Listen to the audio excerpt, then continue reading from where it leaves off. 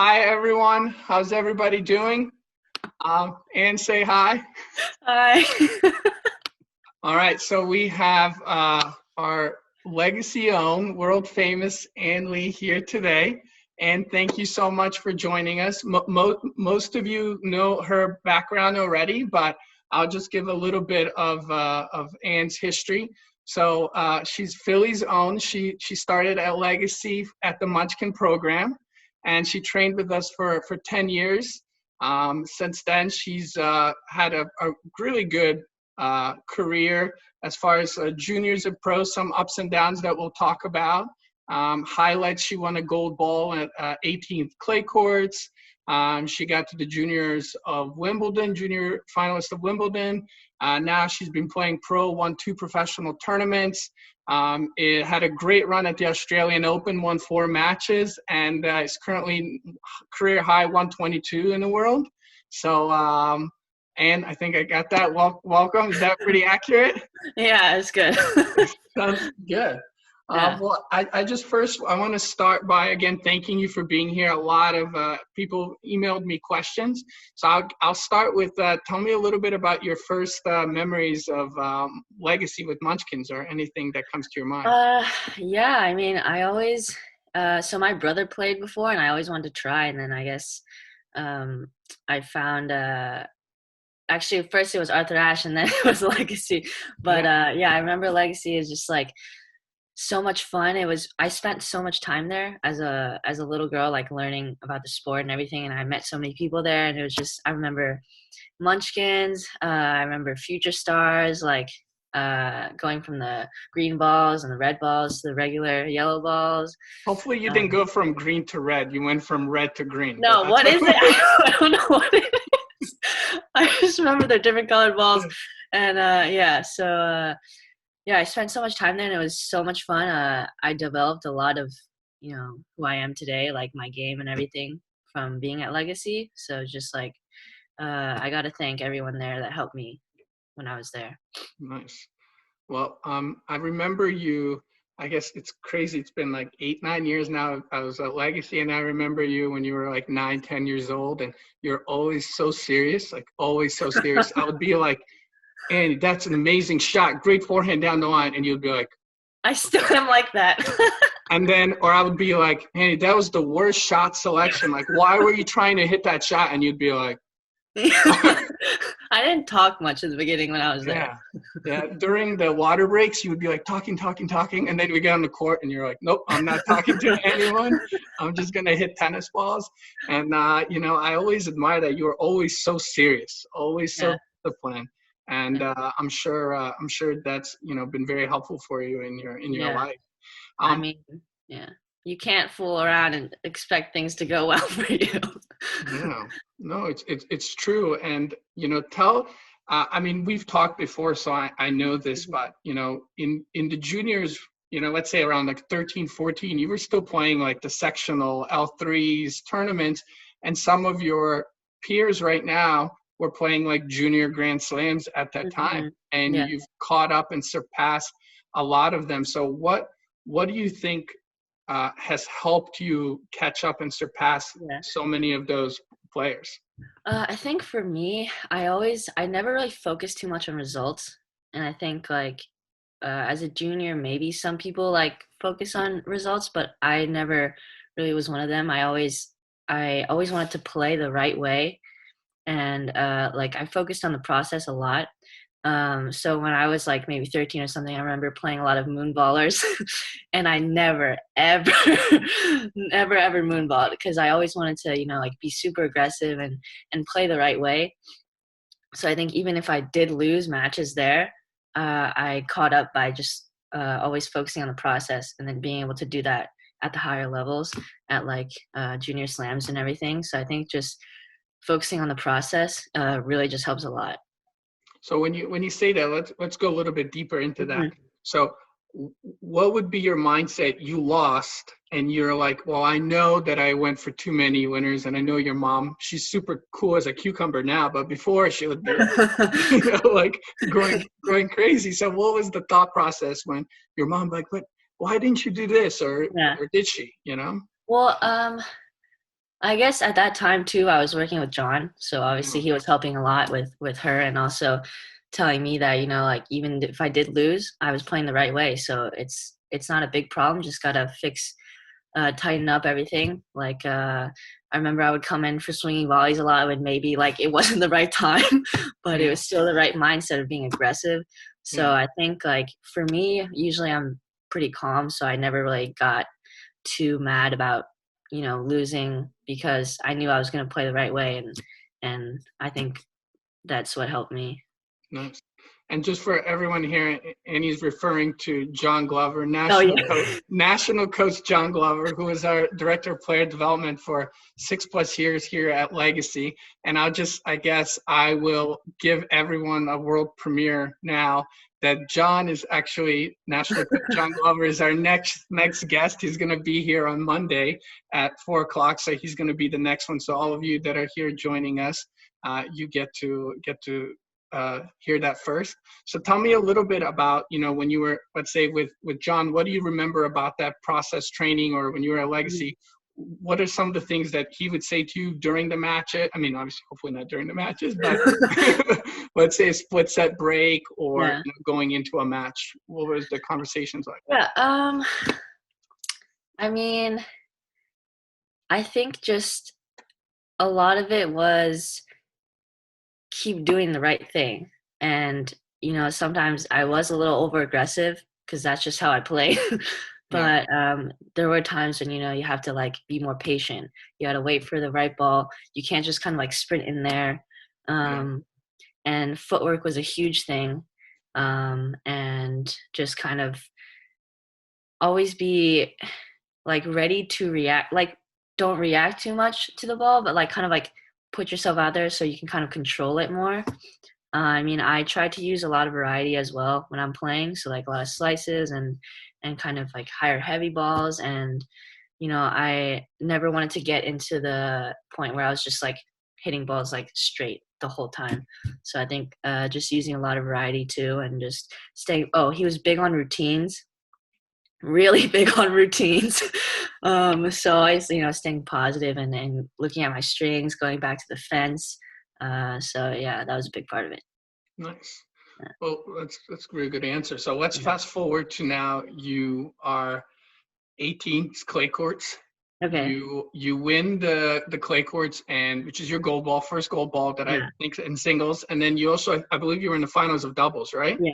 Yeah. So at that moment, what was the feeling like? Did you at that point still be like, oh, okay, I'm ready to go pro, or what was the Oh feeling no, like?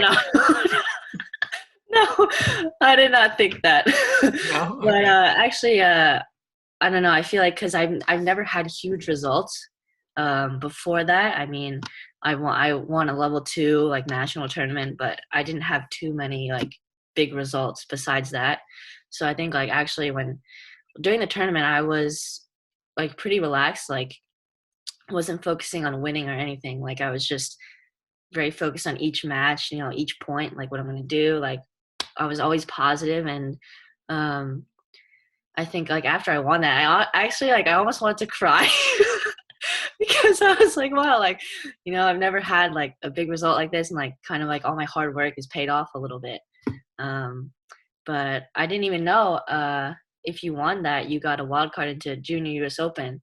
And I didn't even know until like after, and I was like, oh, okay. This is great. good. But yeah, I never thought about pros after that, but I was just like, I wanted to keep playing, like, just keep playing. Well, the reason that for me, you winning is actually always engraved in my head, because I was with John with working a camp at College Park. We were doing like a national camp, and Yeah. we were driving back, and you called him to tell him that you won. And yeah, I'm gonna put John. He's gonna be mad that I'm telling this story, but I have never seen John so happy. It's probably like the Eagles winning, and he was just so happy for. He's like, oh, she's been working so hard, and I Yeah. always believed in her, and I always wanted this and that. And I just remember that's like it's engraved in my mind of how happy John was, and Yeah. we were both like extremely happy and proud of you. So that was Thanks. special moment for me. Yeah. There you Yeah. go. So well, now let's fast forward. Now let's Okay. really fast forward. You got to play Junior U.S. Open, but now you get to play Junior Wimbledon, and you have a crazy run at That was, Junior yeah. Wimbledon. Yeah. You got to the finals. Tell us a little bit about that whole tournament and the finals from your perspective. Yeah. So before that was my first time playing Wimbledon, Junior Wimbledon. First time playing on grass. But I did get to train. I trained at New York with USTA before that. So we got to actually go to some grass courts and practice a little bit, which was really nice. But there was another ITF before Wimbledon, so we played that kind of as a warm-up. Didn't do too well there, not gonna lie. But yeah, I mean, grass is my favorite surface, like now still. So I just really think playing there is like the best thing ever. Like it's so fun and different from every other surface. But yeah, I mean, really, I think I did well because I just like my game suits grass pretty well, but also I was just having so much fun every single match I played because I love being on there.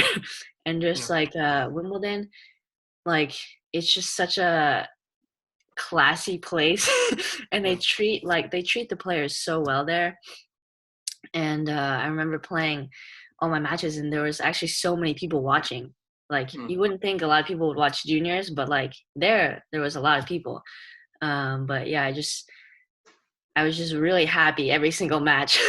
And I think that helped me a lot. But the finals, actually Claire and I never hit before that. Like I didn't know how she played really. Like I knew about her because like she was doing very well at that point. And I didn't really know her though. We never hit. But we got to play on court 1, which is like insane. I think like the stadium filled up completely, I want to say. But that energy I felt there, that was insane. Like people would scream your name and it was just like, oh my God. But yeah, I mean, the first set I didn't play well at all. I missed like way too many balls. And then the second set I was actually down like 4 match points or something. I was down 2-5, like 4 match points, got it back. I was like, I can't let this end now, like this. But even though I lost that, it was still like one of the greatest experiences of my like tennis career so far, like even now. So. Real quick, I have a follow-up question, but I just want to let everyone know that's in here. We have 30 people in here. Feel free to ask questions, like type them in the chat room, and then as we go along, I will ask, and then at the end we'll also have a little bit of longer Q&A section. So feel free to type to me any questions that you might somebody have. Said, "Oh no." Oh no, probably for you to be losing. Yeah. With that, I also remember I remember your picture with Roger. You had a picture with Roger. I got 3 pictures with him. 3 pictures with I was like, I can't let this opportunity go to waste. Nice. Every time I saw. Well, I have to give your mom credit because now, what I said earlier, every time the cameras in the last few matches would pan to your mom was like this.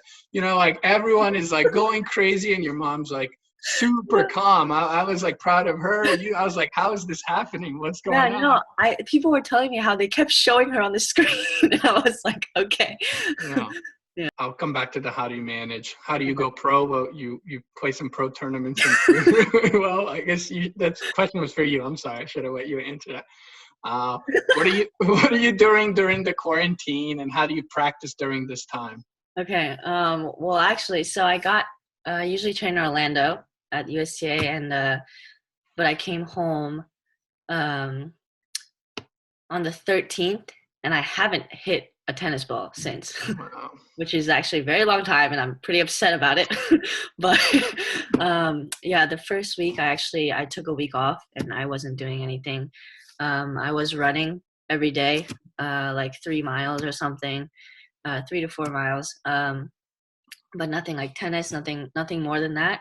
But last week I started doing double fitness, so I do 2 workout sessions a day.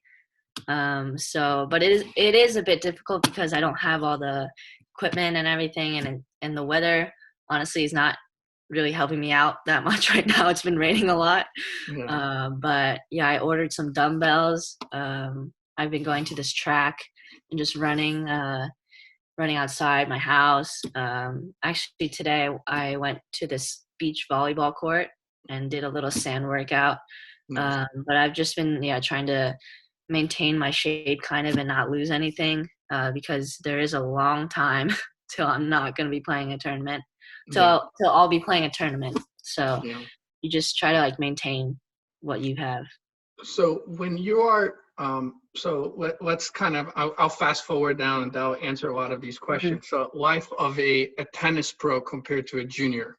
Yeah. So when you fully commit to go pro, and I think, you have the mentality, what does your day usually look like from waking up to going to sleep, and how much gym work do you do? Okay. So yeah, in juniors, I was still doing school too, online school. Um, and after I graduated, I didn't. I haven't started any online classes. Like I'm thinking about it though, but I haven't yet. So usually in Orlando, it depends, but usually, so right now it would be a preseason time. I don't know if like it's kind of different to a regular training session, but if I was in preseason, I would have 2 workouts a day, um, pretty long, like maybe an hour and a half or something like that, or 2 hours Is that on court or off court? off court. Off court. So Okay. yeah, if I was in preseason, the first week or something, I wouldn't really play much tennis at all, and then because it's mostly fitness, and then after that, after the week or something, I would start hitting maybe like an hour a day, but it's mostly just fitness. But if it's just a regular training day, then I'd have 2 hours of tennis, maybe like from uh, 9 to 11 or something, and then I do fitness after that for like an hour. Mhm. Then I go home, eat lunch, and then come back to the center and either fitness first and then hit, or tennis and then fitness. So it's like maybe 4 hours of tennis a day and like an hour and a half or 2 hours of fitness a day. Wow. And then I go home, How would rest. how would we, sorry to interrupt. So a lot of, Okay. I see a lot of the names here. They're ages, well, they're around like 11 to 15. So at this age, a lot of people don't like to do gym. Yeah. How do you, not that anyone ever likes it, but it's so necessary. So if you could go back telling yourself how important is gym work, or to everyone listening here, Yeah. can you talk a little bit about that? Yeah. I don't think I was doing that much when I was like 15 either. but yeah, if I could tell myself now, like it's honestly one of the most important things, like besides like mental training and everything, it's like very up there. Because if you feel like you're strong enough like to hang in there physically, like then you don't have to worry about that at all. Like like you tell yourself you can hang like with anybody for however long, like the match or anything. So it just gives you a lot of confidence, and I think just like feeling strong is just great too. Nice. No, that's really good. I guess you can answer these questions for everyone. How Okay. old were you when you got started? I was like 5 or 6. Okay. How old are you now? 19. Do you Oh, it's hit on the wall or something to get your shot comfortable? um like now or before? Oh, John made me hit on a wall a lot. Yeah. Yeah. Before, yeah, I remember on the court. Yeah. Yeah, like You, volleys or slice. yeah. And I think there's a lot of people don't know that you have a great net game and a great slice, and I think a lot of that comes from the wall. You do have a wall behind you, so no excuses, in case you're saying you don't have a wall. John is going to be looking at this, and he's going to go, "You're telling me you didn't hit a ball for I 2 know. I was thinking about it though, because I got to do something. Yeah, yeah, that's so funny. So you touched a little bit about you said outside of physical, outside the mental, the physical is the most important. So what do you do mentally to prepare? And can you tell me a little bit of, let's say, if you have a program that you do, but also what do you do actually in the match when you're nervous or before a match? A little bit of both. Yeah. So For a while, I've been working with this guy, Jorge Valverde. Yeah. Yeah, yeah, He comes to Legacy all the time, yeah, actually. yeah. So I still work with him a little bit, and his stuff is great because it's so detailed and it's a lot of work, but it's like it's very worth it because I remember actually during 18's clay courts, that's when I like first started working with him. That helped me so much. Just like the little bit I did, like helped me. I don't want to say help me win the tournament, but like it helped me win the tournament. but Yeah. but yeah, so I do a lot of his work, and then now since I'm with USTA in Orlando and stuff, I work with Larry Lauer. Yep. And then in New York, I worked with another guy there.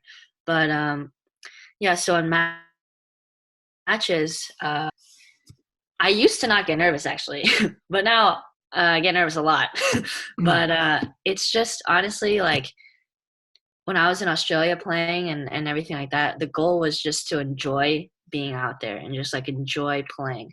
Because if you give your best effort, like that's all that matters. And I think for me, I'm usually pretty calm. Like I'm a pretty calm person. That's just my personality, so it does help as well to stay calm and look calm. Yeah. But a lot of it is just not trying not to think too much and just give yourself like a few solid things to focus on. Like whether it's like always trying to get in position um, or something just like very simple, like either try like I don't know, I can't What think of what an is what example is right now. what does your routine look like between points? Yeah. Um, Um, is it the same routine whether you're winning or losing, or do you have time variations and something different? yeah, it is different because when you're not feeling too great and I don't know if you're like losing a lot or you just don't feel good, you want to take more time. Um, Whether it's like either just you don't have to do anything if you don't know what to do. Just take time. Just go to the back fence. Just take some time. Like a Yeah. lot of it, just deep breathing. Breathing helps so much because it just like it kind of lets go of everything. Like if you imagine yourself just letting go while you breathe, and also Yeah. it just relaxes you too. So a lot of my routine is breathing, and looking at strings. I look at the strings. I try to, give myself energy when I go back to the line, whether it's serving or returning, whether it's bouncing a little bit like kangaroo jumps or shadowing. But I'd say a lot of it is breathing. Hmm. Yeah. No, that's good.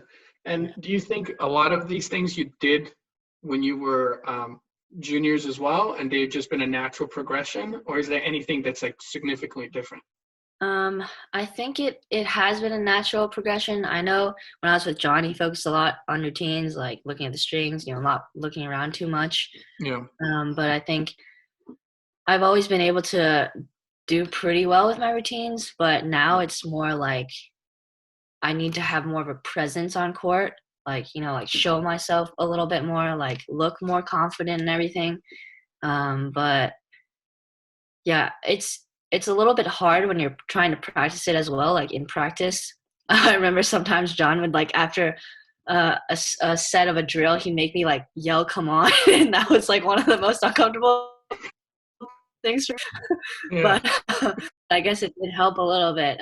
But yeah, um, practicing it is a little bit tough because it's hard to mimic a real match situation, but you have to do it because if you practice it, then it'll start feeling a little bit more like a habit, and Yeah. that's when you don't have to think about it anymore. What is the hardest part to you about being a professional tennis player? What would you tell people? Like, here are the things, here we know the good stuff, but what's hard for you, or what's something that you didn't expect maybe? Um, well, I guess yeah, I'd say like compared to juniors, what's really different is that like in pros, everybody wants to win like so badly because it's kind of like their job. I mean, it is your job. So it's like Yeah. everybody wants to win, like whatever, like the way it is, they want to win. So I think just um, you have to be really disciplined, and I'm still like trying to get better with that as well. just like every day, like you cannot slack off at all. Like every day you have to be on top of everything and on top of yourself, being disciplined. Like, yeah, so I think that's the hardest part, and just kind of like knowing that every day you're gonna have to like suffer a little bit in a way, like to get better. So that, yeah. Yeah, that's good. So I'm gonna do the last part that I kind of want to talk about, and that I received questions, and then guys keep asking questions. I like it. I'm gonna try to get in as much of them. And now we'll talk about this year's Australian Open. So it's your first time playing Australian Open, which is right, correct? Yes. You go there, you win the three in the qualies, you qualify. That Yeah. first Grand Slam, like getting into the main draw, that must be amazing, right? Yeah, that was that was incredible. Honestly, yeah, it was my first time there, and I didn't know what to expect, but I've heard a lot of great things about it, about the like the site and everything. And so I was very excited, and I was in New Zealand before that for another tournament, so I was playing there, and I felt really good going in. So that was good, and it was tough because, like I've never been there. The time change was insane. But didn't think of it too much as like I don't know if I was thinking about it as a slam or just like another tournament. Yeah. But yeah, I just really, again, like I enjoyed every moment I was playing on court, and I think that helped me win too. Also it was during the fires as well. Mm. So I remember one day, like the first round of qualies, there was like you could see the smoke and you could like feel it. And I know some people were like throwing up on court, like, Wow. yeah, were like withdrawing, like retiring. And luckily I didn't feel too much on court. I did feel it after, but I know that was a big, like, Mm. I'm happy I got through that, because that was Yeah. just another thing to worry about. But yeah, that was incredible. I like Well, I don't know. let me ask you about your first round match Yeah. versus Lizette Cabrera. And I watched this with Kat, and Yeah. it was just, I mean, I've never been so nervous watching a match. And I remember you won the first set and you were down like 5-2 in the second. And then you came back, and then you have these match points. And then, well, I'm going to fast forward to second set tiebreaker. I think you were up like 6-4, 6-5. Then she had a set point at like 7-6. Then you had a set point at like 9-8. Match point at Yeah. 9-8. And then it's like 10-all, and then it starts raining, right? Yeah. And I was like, "Are you serious?" And I remember, because the one thing, and I don't mean to call you out, but your backhand looked really tight. It looked really tight, except for that when it was like Yep. 9-8, or she had that set point, and all of a sudden you hit this backhand down the line. Yeah. I was like, at that moment, you went from being so tight to just hitting like this perfect Yeah. backhand. And knowing you in juniors, your backhand was always like your go-to shot. Like you Yeah. had a great forehand, but if you had to hit it, it was Yeah. going to be a backhand. So when your backhand started getting tight, I was like, oh no. So then I wish I should have brought the picture, but it's 10-10 and it's raining, and I actually screenshot it and sent it to you. I don't know if you remember, during your Australian Open, you had a towel on your face, Oh and yeah. the cameras are on you, and you just have a towel on your face. So going to it, we had some questions. How do you stay calm during the tournament? And how, in that moment, 10-10, it starts raining, you blew 5 match points already. What are you thinking? Well, yeah, during that match, like I played an Australian girl, so I knew it was gonna be insane, like the energy. Like I knew they were gonna cheer for her more. But that I did not expect that much. Like literally they were banging on the side of the court, like on the walls, and it was just like, wow. Like it felt like almost like my coach said it was like a Fed Cup match almost, like the energy there. So I was like really just trying to think about myself a little bit. And um yeah, again with the breathing, staying calm, being positive with myself, not letting that the crowd get to me. But really just trying to stay aggressive and finish playing the right way again. Like you don't um don't start being tight with the ball, like don't start losing that your acceleration, like so that was it. Is there a thought process of, I mean, I don't know if you remember, maybe you do. It's like, do you have your serve plus one locked in, or are you like, I'm going to play this next point this way? Mm-hmm. Is that going through your mind, or is it get the ball cross court? What is the Yeah. mindset? I did have a game plan going in. And so that kind of helped me go back. Like I went back to it when I needed to. But usually you don't want to think about it too much. Like obviously you want to keep it simple. And I did think about serve plus one, and also just like when the ball's not there, don't go for it. When the ball's not there, go for the highest percentage shot, whether it's like cross court or middle. Deep middle is like a great play, especially like yeah, if you're in a tight position or whatever, they don't have any angles to go for, so that's a great shot to hit when you're on the run or anything, or even if you're just in the middle of a rally. Well, I'm really glad you said that. For everyone that's listening, deep down the middle, playing it safe Yeah. is the right play sometimes. Yeah. And so then that was a great win. I was so happy for you for that. And then next you play Sophia. Yep. And obviously that first set we don't want to talk about. You don't want to talk about that. We don't talk about it. Well, a lot of the questions came back if like obviously she took you out and then she won the tournament. But a lot of questions were like, if you could go back, what would you do differently? Because in that second set, it was like 3-3 and you had like 2 break points, I believe. Mm-hmm. So what was the thought process there? And if you could go back right now, like what are you doing differently? Yeah. Going into that match, I obviously there was no Janae's here. Janae, if you can turn off your camera, please. Yeah, going into that match, there was no pressure on me at all. All the pressure was on her, like expectations. I didn't have any, but going in, I guess I was very nervous because I couldn't hit a ball in the court in the first set. But yeah, I was very nervous there, and it was maybe like a little bit of honestly, I don't know if it's just feeling a lot like overwhelmed about the situation. Like, wow, you're in a second round of a slam. Like, obviously, I'm not thinking about it, but maybe it's in the back of my head. Yeah. But yeah, I guess the second set, I'm glad it was better at least. Yeah. And my coach still tells me this, like to this day. Like I had, I don't know if it was a break point or it was her game point, but I hit this slice and they made like a late call and I didn't challenge it. And he's like, you need like, and he's like, the way she reacted, like she knows that was maybe inside. Yeah. So that still haunts me. But yeah, I think just if I could go back now, it would just be to like just still try to enjoy every moment. I think I wasn't really enjoying it too much.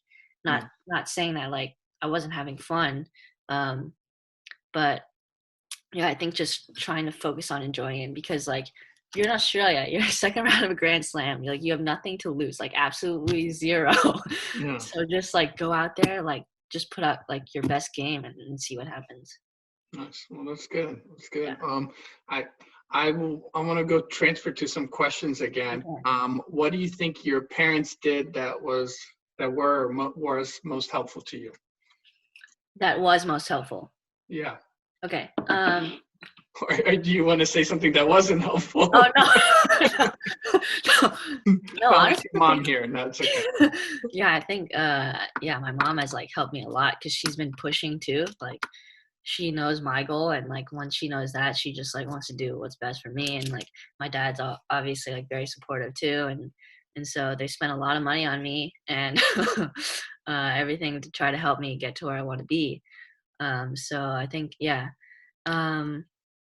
just trying to find the best situation they can for me, like training wise and everything like that, like traveling. My mom still helps me book flights sometimes, so that. And then yeah, I think just like being very supportive. And honestly, I don't know what like all your parents are like, but even if they do say a lot of things, but obviously they have a different eye, and they know you very well as being your parent.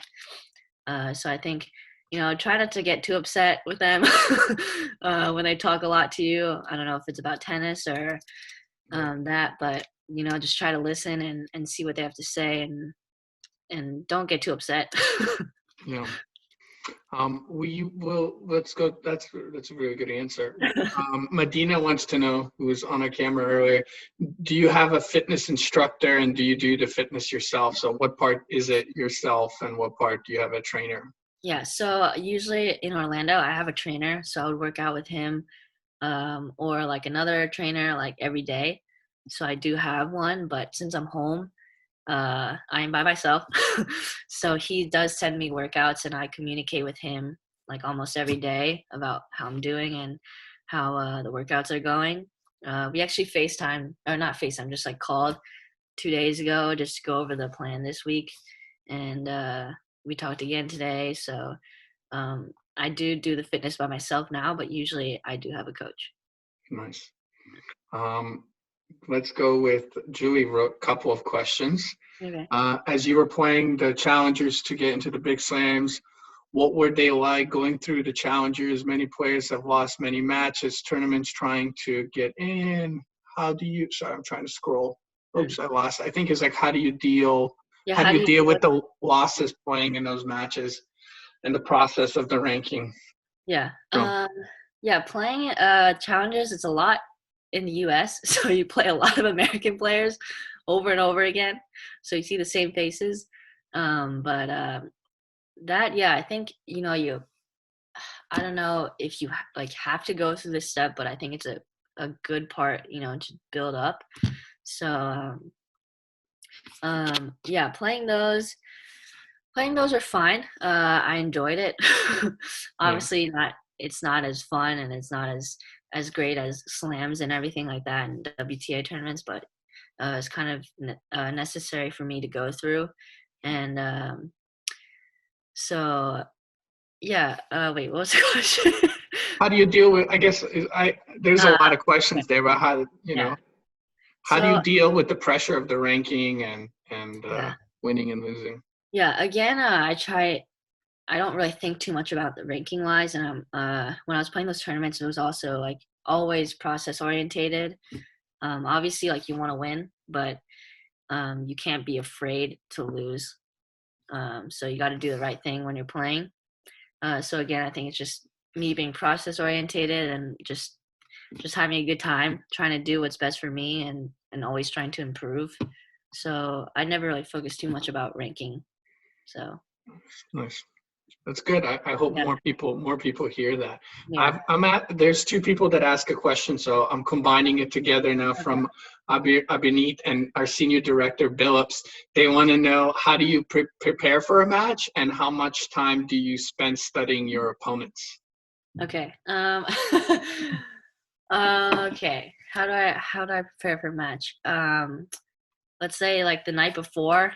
Um, if they're playing and if I can go watch them, I will a little bit to see. But if I can't watch them like live, maybe I'll look up their matches on YouTube if they have any or something. Or there's this thing called Dartfish that we use, and we can look up players to see.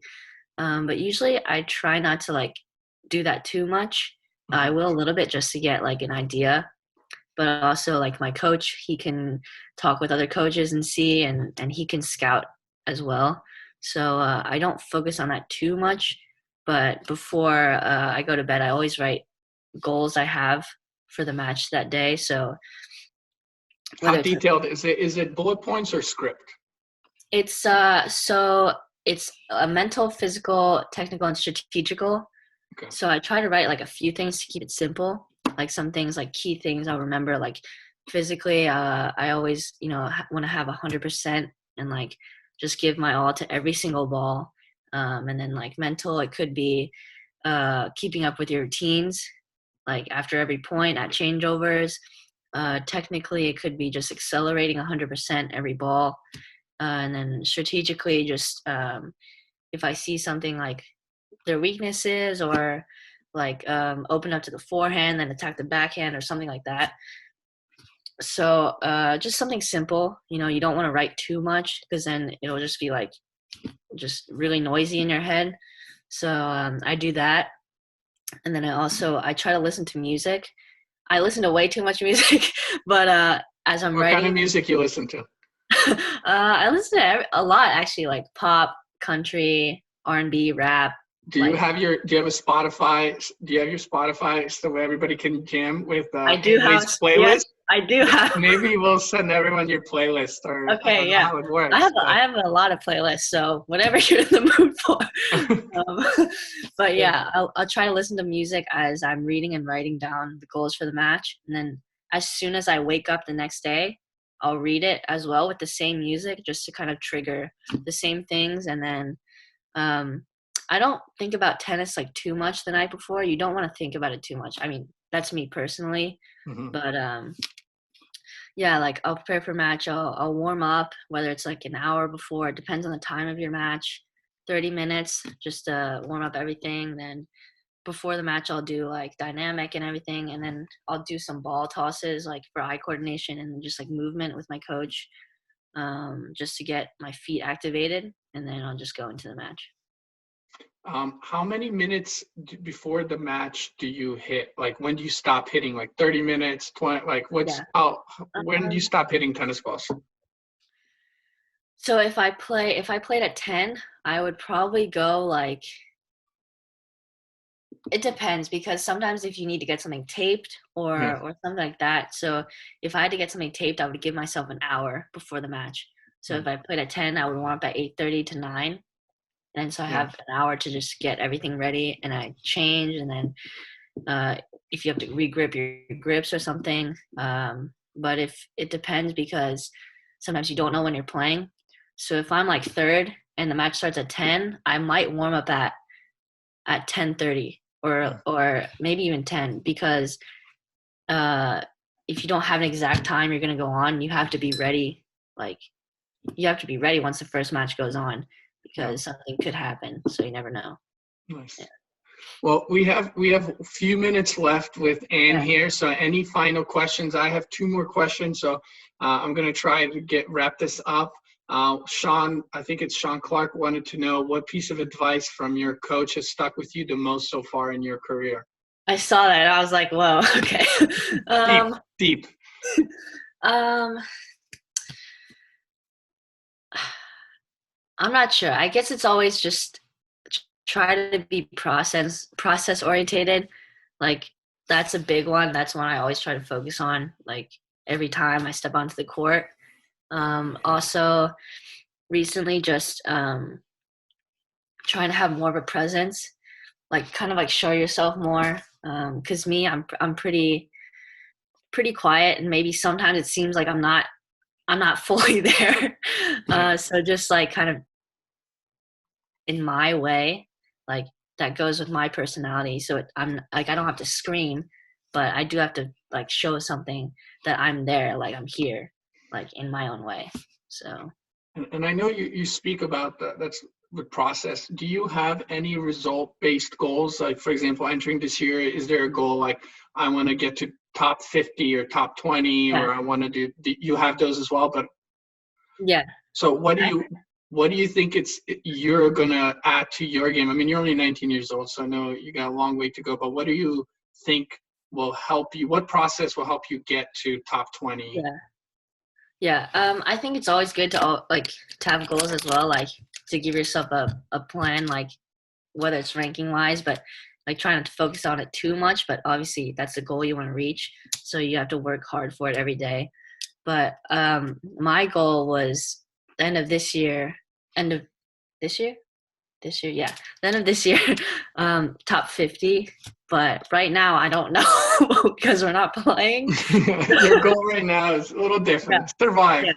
Yeah, so that was mine. Top 100 would be very nice too, but top 50, that was one I was thinking about by the end of the year. But I think for me, what really is the key to me getting there is obviously mentally, because like technically I'm like I have everything there and I have what it takes to win, but it's just like putting everything together and just minimizing unforced errors. That's a big one too, um, because that kind of affects the whole match, the amount of errors you make. But that, and then also just the mental aspect, and then physically just getting super strong, and just kind of trusting myself and believing in myself a lot more. I think that's what's gonna help me. Yeah. And I'm just gonna get a couple. That's going with that. So Mm. when when you do doubt yourself, or whenever it's really tough, what advice would you give to everyone here who is going through a difficult time, whether it's now not being able to play or when they have a tough match? What would you give them? Let's say, hey, like when I was here, this is how I saw it, Yeah. but it's really something different. Yeah. Yeah. I went through a lot of tough losses as a junior. And I think that's helped me become mentally stronger. Because like, there's always something to learn from your losses. So there's always something. Like sometimes when you win, it's like, oh, everything's great, But when you lose, it's like you really can focus on what you need to improve. So try to find that, and then also just stay positive. That's a big one. Like everybody. Janae, sorry to interrupt, but I'll just ask because Janae wants to know if there's a match you could go back in time and change. What is there a match that is it that slice not challenging? Is that what you could go back? Probably, yeah. Yeah, probably that one. That's the most recent one, yes. Yeah. Uh, Yeah. Well, okay. I forgot what I was saying. Sorry, what advice do you give for? Well, we could just say in general, what advice do you have for everyone Yeah, here who's listening as we wrap up? yeah, just stay positive and just again keep focusing on the process and just trying to improve every day, because there's like 100 million tournaments you can play. If you lose a match, it's fine. There's always another tournament. So I think just try to find things that you can build on and always improve. And don't you can dwell on the match for a little bit after you lose, but then get rid of it, and then it's time to get back to work. Nice. Yeah. My last question is, what is your dream tournament you would like to win? If you say you get to win this one tournament, what Oh, tournament? Wimbledon. Wimbledon? 100%. 100%. Wimbledon? Okay, I like it. And who are you playing in the finals? Oh, I don't know. I've never thought about that. Oh, that's a tough one. I don't know. I guess whoever is also in the final. Whoever is there. You don't have anyone you're like, this is the person I want to take out on the. Not really. No. Maybe I will later in a couple of years. We'll see. Yeah. Good. Rivalry. Guys, well, Ann, I want to thank you again. I want to thank everyone also here for participating and asking great questions. They can follow you on. Tell them what's your Instagram and also your Spotify, so we can find the twist. That's more My important. Instagram, or I can type it. My Instagram is tennis champion. I'll type it there. That's my Instagram, but I think my Spotify. I think my Spotify might be the same thing too. Okay. Well, I think everyone. Yeah, I think it is tennis champion as well.